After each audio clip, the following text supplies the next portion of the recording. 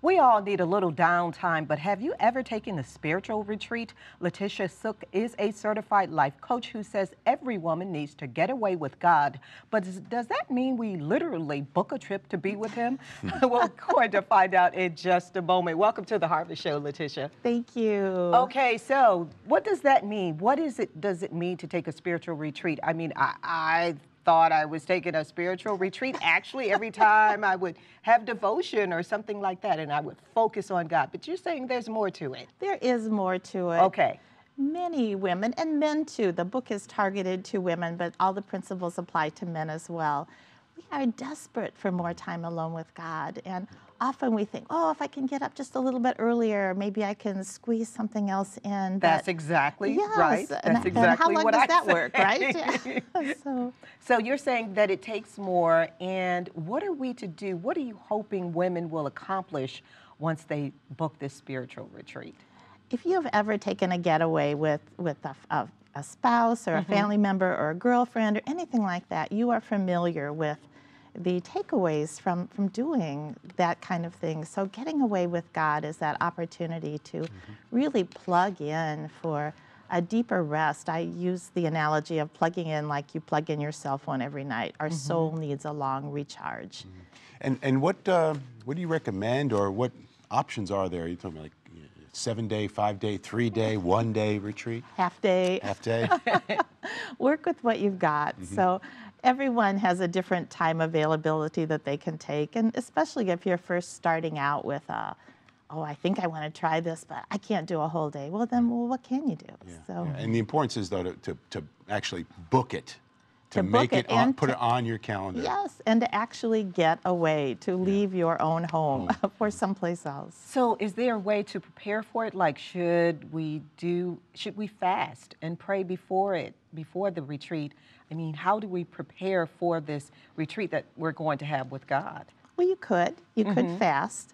You can certainly pray, and I think approaching it like you would other aspects of your spiritual life. What does it take for you to have that connection with God? And for some people, it does involve fasting. I don't think I've ever fasted on a personal retreat, although many have. It isn't asking Him. I feel like you're responding to an invitation from God to come away, and so He will have a plan for you of how to do that, and He will show you. And Letitia, in your life and in the lives of others that you talk with and meet, what is the impact of these kinds of retreats been? What has it meant to you? How have you seen it really influence the lives of others? You come away from spending that intense, that intimate time with God for however long you can get away, and usually the results are on the line of redefining a life purpose, a real clarity of vision. I feel when I come away that all those knots of our unsolved things in our life we carry around get loosened at least, and sometimes untied, and certainly to feel that overwhelming presence of God's love. You've actually written a book called Get Away with God, Every Woman's Guide to Personal Retreat. So you've kind of taken the guesswork out for us women, you know, when we want to go on the spiritual retreat, how to do it, when to do it. What are some of the themes that you cover? I cover just about anything that someone, like, how do you use the time? I have time templates in there for the woman that wants a lot of structure. Okay, do this first, and then do this, and then do this. I have packing lists, I have scriptures, I have prayers, I have optional exercises, details on how to find a place to go for a retreat. So I tried to think of any kind of question that might be under the FAQ section and get it in the book. And imagine some might say, well, I'm going to get there and day one, okay, you know, now what? Now what do we do?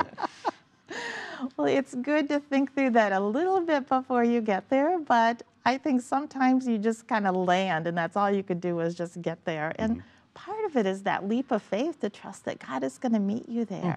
If He invited you, He's going to meet you there, and He's going to show you what to do next. And you know, that's so critical, I think. That's the key to it all, the expectation that God will meet us where we, you know, during our spiritual retreat. What have you found? I mean, what is God saying? What does He typically say to us during a retreat? And I know we're all individuals, but is there a common theme? I love you just the way you are. Okay.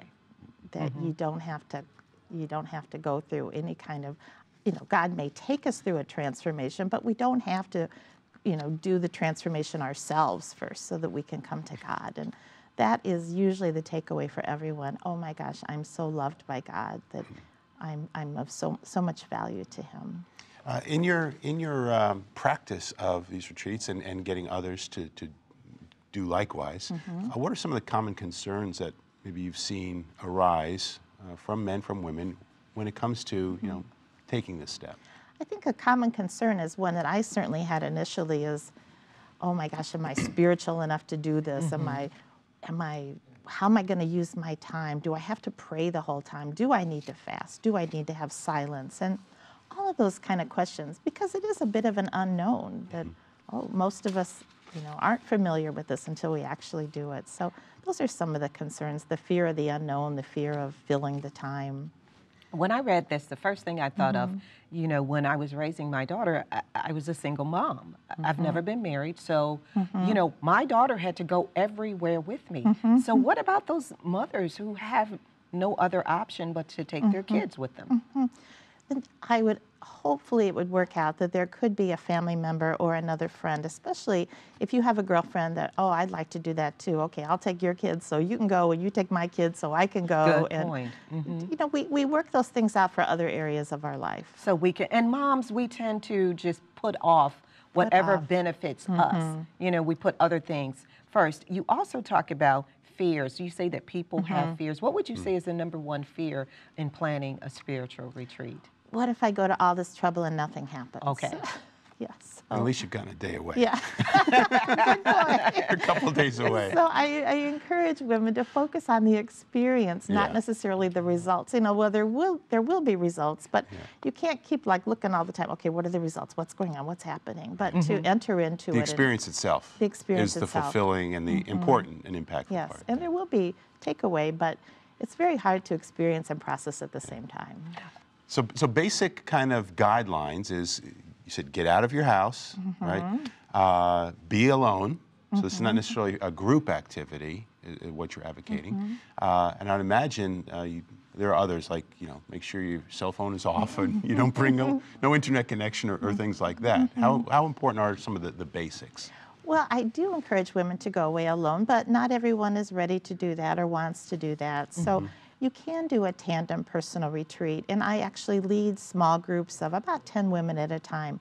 I have one coming up this weekend to go to a local retreat center where they are mostly on their own, but I touch base with them now and then to, in your next few hours, you might want to consider doing this. So it gets them in the door, and whatever gets you in the door. Okay, so returning home, what advice do you have for that? To commit that all to Jesus before you leave. Okay, I'm going back home. And you may walk into all kinds of chaos when you go back home. But to trust that He knows that chaos is waiting for you, and He will prepare you to get back into it. And it's so much comes back to just trusting Him for the whole picture. During my quiet time this morning, I read the book of Mark, where we see where the Word of God is being spread on stony ground and in good ground, and how the seed will take form, or the enemy will come and choke the seed. I mean, should we be aware of that the enemy may come and try to take what we experienced during this spiritual retreat? How do you prepare women to protect themselves? To recognize that it's likely going to happen. Okay. That there will be some kind of spiritual counterattack to you taking this time away, and even just being aware of it and looking for it, so that you're ready, that you can be ready to, as the word says, resist the enemy, and he will flee. Well, before we let you go on your next spiritual retreat, what's the takeaway of Getaway with God, the Every Woman's Guide to Personal Retreat?